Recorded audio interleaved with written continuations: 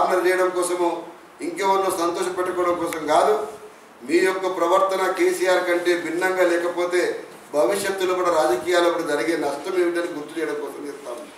ఎట్లా అయితే కేటీఆర్ మీ మీద దాడి చేసినప్పుడు మేము ఖండించినామో, తోటి ఉద్యమకారుల మీద కానీ ప్రజా సంఘాల మీద కానీ నిర్బంధం వచ్చినప్పుడు ఖండించాల్సిన బాధ్యత జేఏసీ చైర్మన్గా మీకున్నది. నిజానికి జేఏసీ చైర్మన్గా మిమ్మల్ని ఎవరు చేసినారు, ఎంతకాలం ఉన్నారు, ఎంతకాలం ఉంటారు అనేది అనేకమైనటువంటి ప్రశ్నలు కూడా ఉన్నప్పటికీ వాటి తెలుగు మేము పోతలేం. ఎందుకు పోతలేమంటే అది మాకు సంబంధించిన అంశం కాదు. కానీ మీకు నైతికతతోటి జవాబు చెప్పాల్సిన బాధ్యత కూడా మీ మీద ఉన్నది.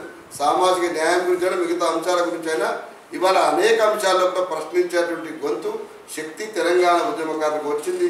దాన్ని ప్రశ్నిస్తున్నారు. అది ఎవరినైనా కార్నర్ చేసి స్పష్టంగా ప్రశ్నిస్తారు. దానికి కేసీఆర్ అతిథులు కాదు, కోదండరాం అతిథులు కాదు, చెరుకు సుధాకర్ అతిథులు కాదు, ఎవరు అతిథులు కాదు.